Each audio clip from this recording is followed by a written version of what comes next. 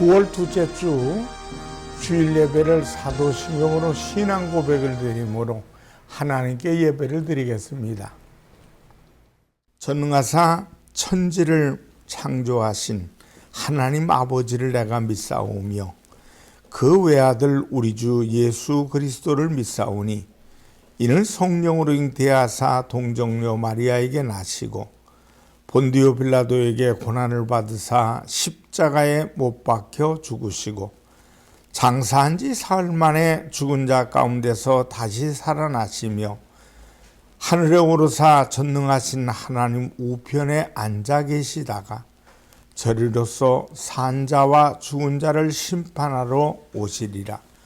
성령을 믿사오며 거룩한 공예와 성도가 서로 교통한 것과 죄를 사하여 주시는 것과 몸이 다시 사는 것과 영원히 사는 것을 믿사옵나이다. 아멘. 찬송가 29장으로 하나님께 영광을 돌립니다.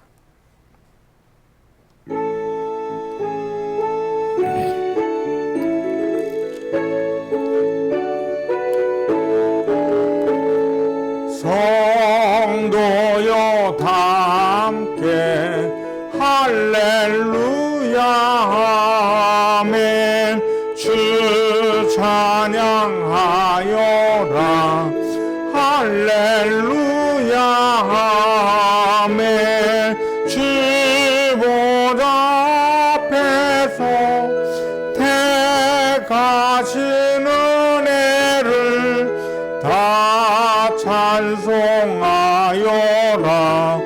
할렐루야 아멘. 만문을 열어라 할렐루야 아멘. 온 하늘 울려라 할렐루야 아멘.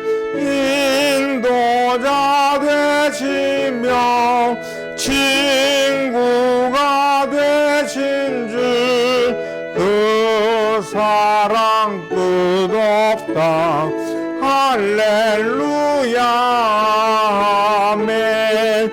주 찬양하여라 할렐루야 아멘. 찬양은 끝없다 할렐루야 아멘. 거룩한 집에서 주 은총 기리며 늘 찬송 부르자 할렐루야 아멘. 기도하겠습니다. 살아계신 하나님을 찬양합니다. 영화로우신 하나님께서 우리나라와 민족을 하나님이 복날이어 주시옵소서. 나라를 이끌어 나가는 대통령과 여야 지도자들과 모든 국무위원들, 아버지 어려운 시국에 나라를 잘 이끌 수 있도록 도와주시고 나라를 지켜나가는 국군 장병들, 치안을 담당하는 경찰관들, 소방관들 모두 다 안전하게 하시옵소서. 온 백성들의 가슴에 꿈을 주시고 온 나라의 민족이 언제나 긍정적인 하나님의 복음으로 가득 차 있는 우리 신앙인들 되게 하여 주시옵소서.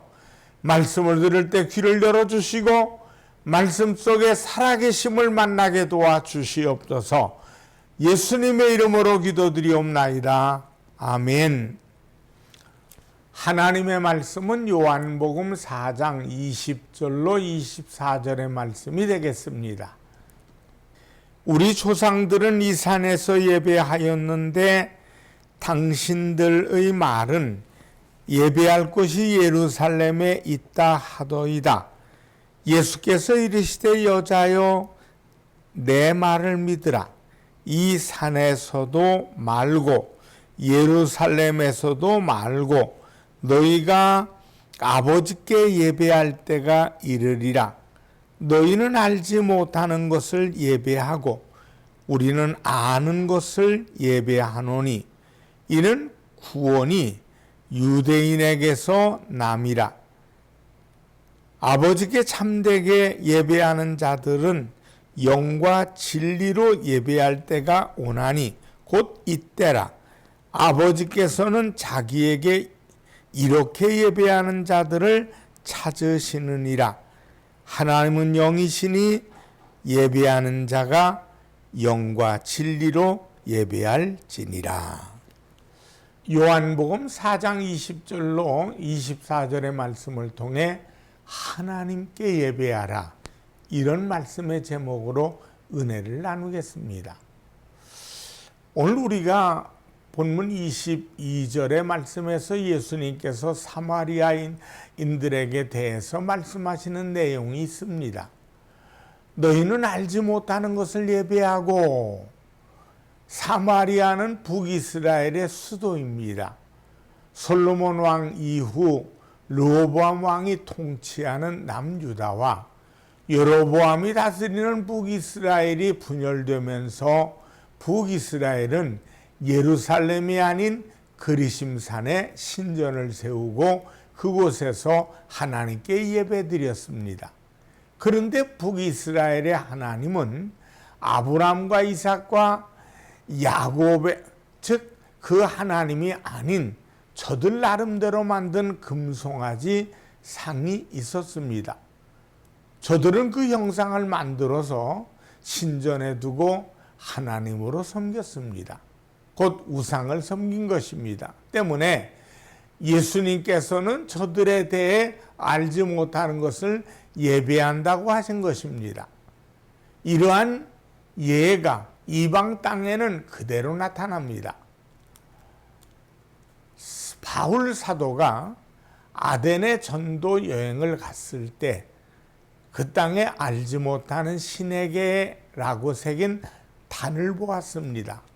사도행전 17장 22절로 23절의 말씀을 보면 바울이 아레오바고 가운데 서서 말하되 아덴 사람들아, 너희를 보니 범사에 종교심이 많도다.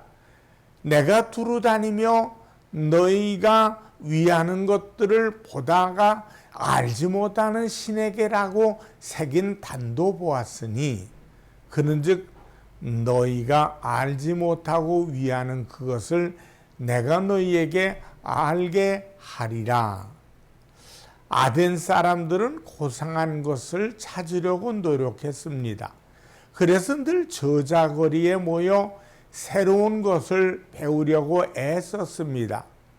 혹 새로운 철학자가 지나가다가 그들의 철학을 설포하면 그것을 듣는 것을 낙으로 여겼습니다.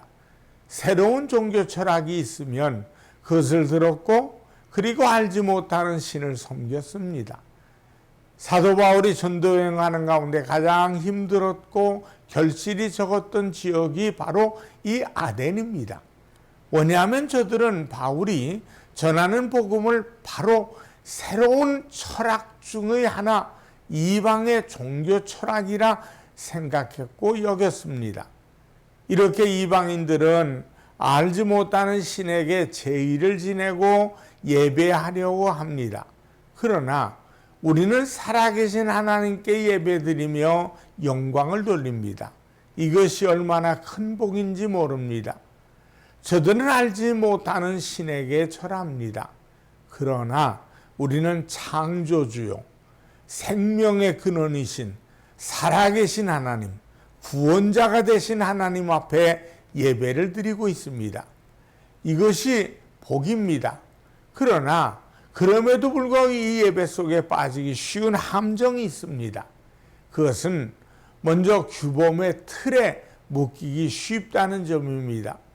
유대인들의 제사를 보면 우리는 그것을 잘 알 수 있습니다. 저들은 나름대로 제사를 잘 드린다고 생각했습니다. 그러나 저들은 율법에 매였고 그 안에서 자유하지 못했습니다. 유대인들은 예배를 예루살렘에서 드린다고 생각했습니다. 그리고 사마리아인들은 그리심산에서 드려야 한다고 생각했습니다. 그 모습이 오늘 본문에서도 나오고 있습니다. 사마리아 여인이 예수님께 말하지 않습니까? 20절을 보면 우리 조상들은 이 산에서 예배하였는데 당신들의 말은 예배할 곳이 예루살렘에 있다 하더이다. 이 산이란 바로 그리심산을 의미합니다. 저들은 포로에서 돌아온 후 그리심산에 성전을 세웠습니다. 그리고 이 신전에서 제사를 드렸습니다. 그러나 유대인들은 전통적으로 예루살렘 성전에서 제사를 드렸습니다. 그래서 특정한 장소를 언급하는 것입니다. 물론 예배는 성전에서 드리는 것입니다. 성전은 회중들이 함께 모여 예배드리기 위해 지어졌습니다. 그리고 그 외에 교회의 목적인 교육, 봉사, 선교, 교제 등등 이것을 위해 지어졌습니다. 그 중에 예배는 매우 중요한 것입니다. 그러나 하나님이 계신 곳이라면 어디서나 예배할 수 있습니다. 그리고 습관적으로 인한 형식과 의식적으로 끝나기 쉽습니다. 예배는 습관이 되어야 합니다. 예배가 습관이 되지 않으면 자기 마음대로 편리성에 따라 예배를 드리게 됩니다. 바쁘면 예배 드리지 않고 바쁘지 않으면 예배에 참석하곤 합니다. 그러나 예배의 습관이 되면 모든 예배 가운데 참여하는 것이 부담되지 않고 당연히 드립니다. 그러나 문제는 이것이 형식으로 가는 것입니다. 형식으로 가게 되면 기대와 감동이 없습니다. 단지 예배 시간이니 그 예배에 참석하는 것이고 그 예배에 참석해서 행여 행운을 빌거나 복을 비는 식의 의식을 치르고 맙니다. 그러니 예배의 생명력을 잃게 됩니다. 이러한 예배를 하나님께서는 기뻐하지 않으십니다. 이사야서의 1장을 보면 하나님께서 이스라엘 백성들에게 이러한 형식에 빠진 예배에 대해 질타하시면서 그러한 예배를 받지 않겠노라고 선포하는 것을 볼 수 있습니다. 오늘 이사야 1장 11절로 14절을 봅시다. 야훼께서 말씀하시되 너희의 무수한 재물을 내가 무엇이 유익하뇨? 나는 수양의 번제와 살찐 짐승의 기름에 배불렀고 나는 수송아지나 어린 양이나 수양의 피를 기뻐하지 아니하노라. 너희가 내 앞에 보이러 오니 이것을 누가 너희에게 요구하였느냐? 내 마당만 밟을 뿐이니라. 헛된 재물을 다시 가져오지 말라. 분향은 내가 가증히 여기는 바요.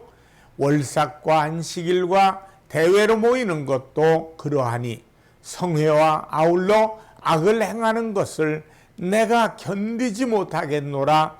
내 마음이 너희의 월삭과 정한 절기를 싫어하나니 그것이 내게 무거운 짐이라. 내가 지기에 곤비하였느니라.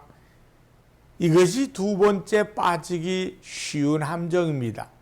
또 하나 빠지기 쉬운 함정이 있습니다.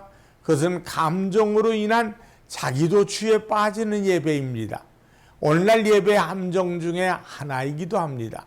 오늘날 예배는 음악과 분위기로 인한 즉 예배의 수준이 좌우되기도 합니다. 웅장한 오케스트라 혹은 밴드를 통한 예배 단지 피아노 한 대만 드리는 예배, 이 예배의 분위기는 둘은 상당히 오케스트라와 피아노로 드려지는 즉 피아노만으로 드려지는 예배는 사뭇 다릅니다. 물론 예배에서 분위기를 무시할 수는 없습니다. 웅장한 악기, 훌륭한 성가대를 무시할 수 없습니다. 그러나 그것이 예배의 본질이 아닙니다. 예배가 분위기에 좌우되면 불행해집니다. 웅장한 예배가 아니면 예배로 만족할 수 없게 됩니다. 요즘 젊은이들이 선교단체에서 드리는 찬양 집회에 많이들 참석을 합니다.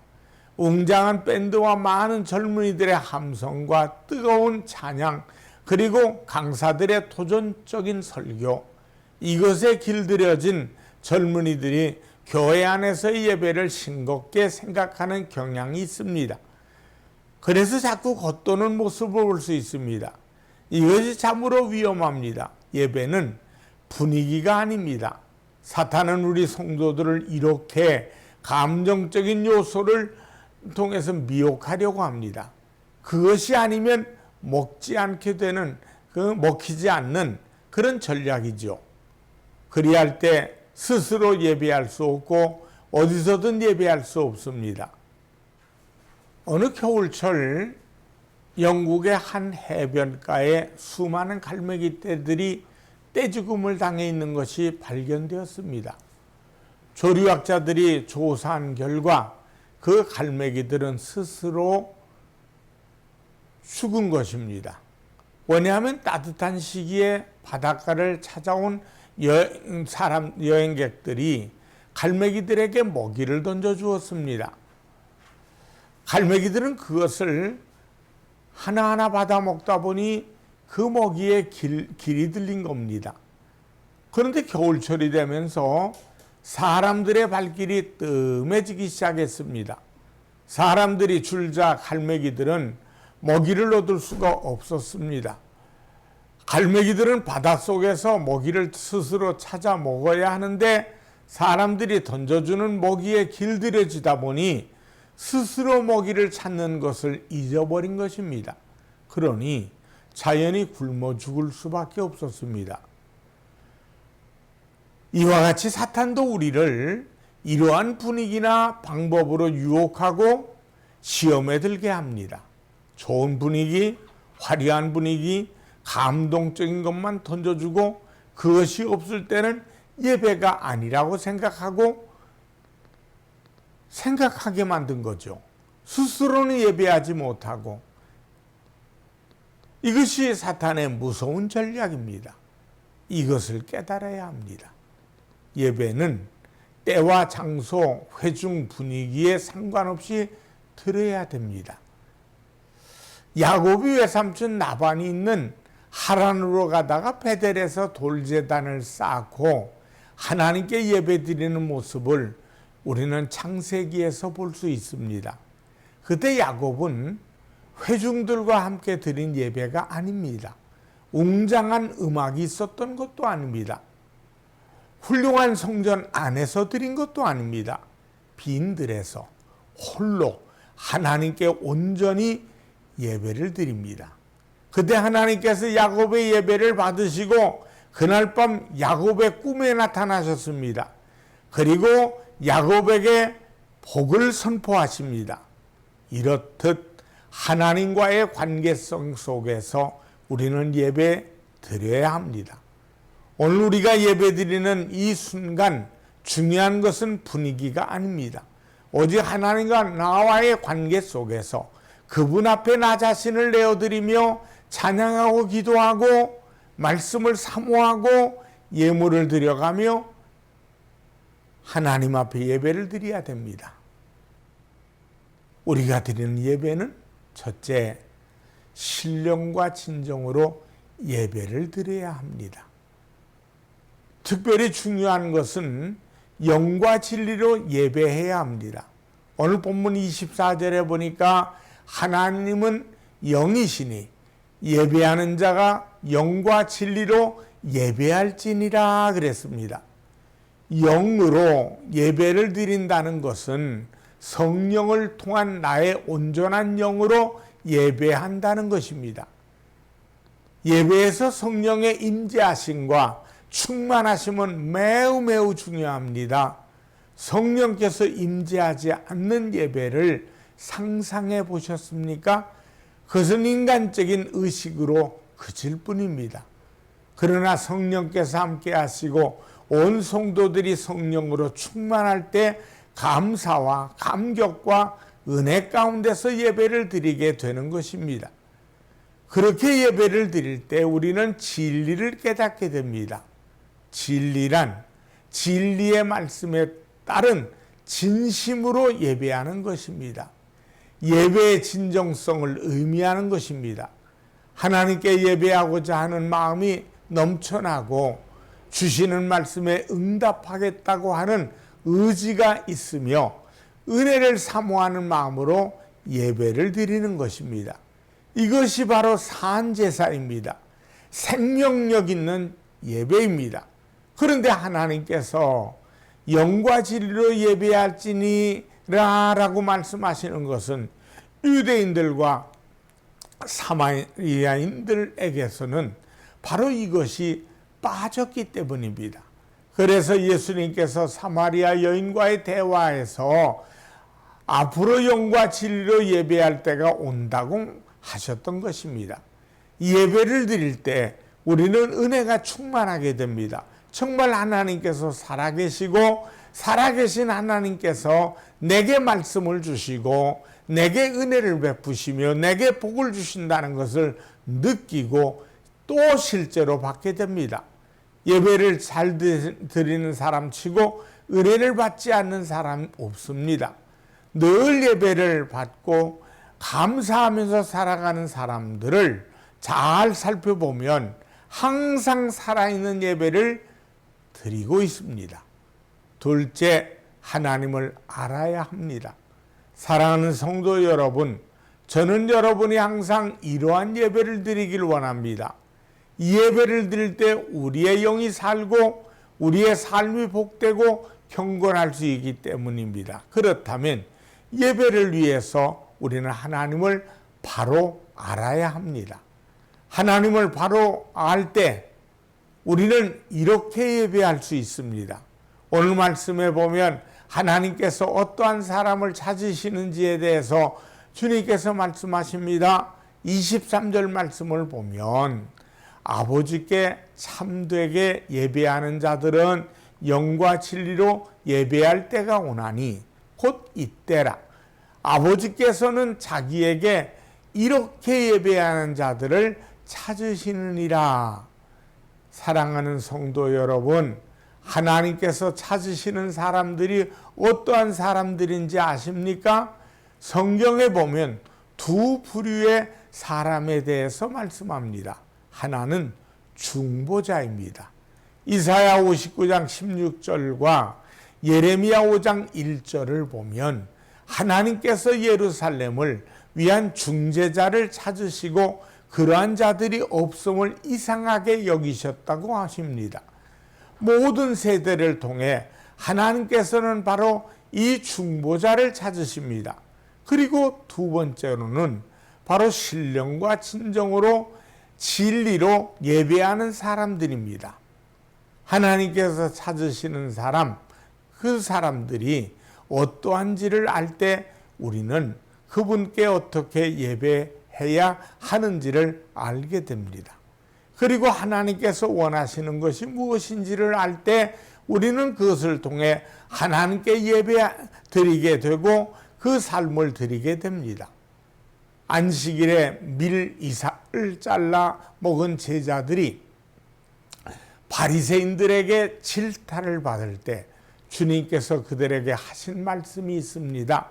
마태복음 12장 7절에 보면 나는 자비를 원하고 제사를 원하지 아니하노라 하신 뜻을 너희가 알았더라면 무죄한 자를 정죄하지 아니하였으리라.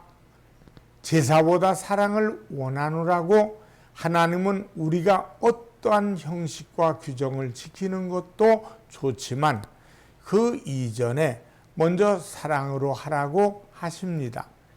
이것이 빠진 의식과 제사는 의미가 없다는 것입니다. 이것은 우리가 하나님을 바로 알 때 깨달을 수 있고 그분께 드릴 수 있는 것입니다. 바로 알지 못하면 내 임의대로 하게 됩니다. 내 방법이 좋다, 내가 옳다고 여기고 함정에 빠지게 됩니다. 하나님의 마음을 아시기 바랍니다. 하나님이 어떠한 분인지 알도록 힘써야 합니다. 그때 우리는 하나님이 원하시는 예배를 드리게 됩니다. 셋째, 예배의 삶으로 가야 합니다. 우리의 삶이 예배가 되게 하십시다. 예배는 단지 의식이 아닙니다. 삶으로 나타나야 합니다. 성령 충만함 안에서 찬양, 감사, 회개, 간구, 말씀, 헌신과 봉사의 삶으로 살아가야 합니다. 무엇보다도 사랑으로 살아가야 합니다.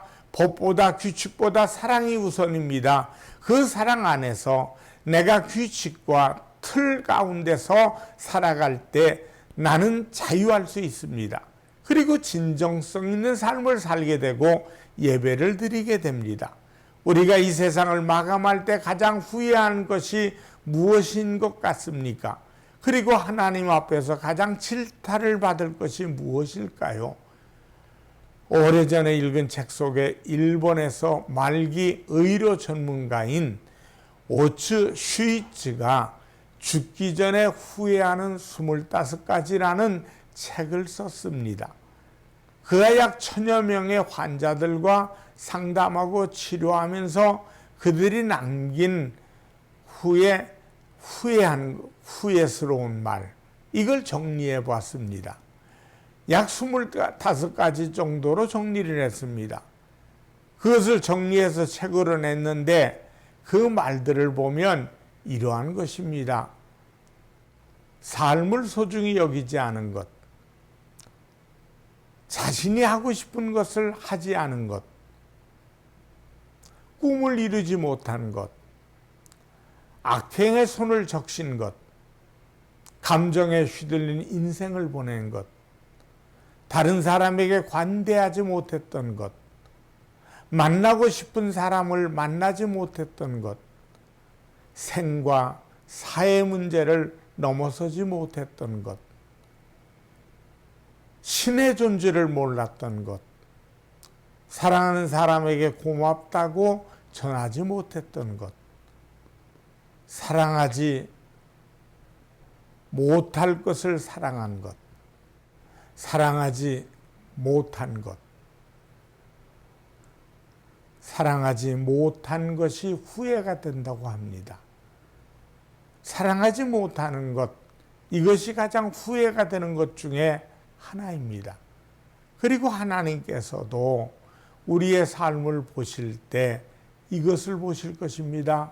따라서 우리는 사랑하는 삶이 되도록 힘써야 합니다. 원수조차도 사랑하라 가르치신 말씀을 따라서 그 단계에 이를 수 있도록 우리는 힘써 사랑하는 삶으로 나아가야 하겠습니다. 그때 우리의 삶은 산 예배가 됩니다. 하나님께서 받으시는 예배가 됩니다. 사랑하는 성도 여러분, 여러분의 예배는 어떠하십니까? 습관이 된 예배로 자연스럽게 하나님 앞에 드리는 예배입니까? 아니면 나의 필요에 따라서 드리는 예배입니까? 형식적으로 드리는 예배입니까? 아니면 신령과 진정으로 드리는 예배입니까? 우리가 하나님을 믿고 그분의 은혜 안에서 살아가는 사람들이라면 온전한 예배자로서 서고 온전한 예배자로 하나님께 우리 자신을 드리는 예배를 드려야 하겠습니다. 신령과 진정으로 드리는 예배를 통해 하나님이 받으시는 예배가 되게 해야 합니다. 예배는 하나님께서 우리를 지으신 목적이기도 합니다. 이 예배가 온전하고 살아있을 때 우리는 그분의 은혜 깊은 곳 가운데로 들어가고 그분의 복된 삶 속에 설 수 있게 됩니다. 이 예배가 살아있고 이 예배의 생명력을 통해서 하나님의 더 크신 은혜와 복을 누리는 저와 여러분들이 되시기를 주님의 이름으로 축원합니다. 기도하겠습니다. 하나님께 예배드리는 자들이 하나님을 기쁘시게 하는 사람, 하나님께 영광이 되는 삶을 살 수 있도록 도와주심을 감사합니다. 그리고 하나님께 받은 은혜를 나와 함께하는 이웃들에게 사랑으로 그들을 아름답게 섬길 수 있는 복 있는 성도들의 생활이 되도록 인도하여 주시옵소서. 예수님의 이름으로 기도드리옵나이다. 아멘. 헌금을 위해 축복하겠습니다. 하나님 아버지께 정성껏 믿음을 심었습니다. 하나님께 드려진 예물을 기쁘게 받아주시옵소서. 그리고 30배, 60배, 100배 열매가 임하도록 도와 주시옵소서. 예수님의 이름으로 축복하며 기도드리옵나이다. 아멘. 축도하겠습니다. 지금은 우리 주 예수 그리스도의 은혜와 하나님 아버지의 무한하신 사랑하심과 성령님의 충만 교통하심이 예배드림의 영광 돌린 모든 이들에게 이제부터 영원토록 함께 하시기를 간절히 축원하옵나이다. 아멘.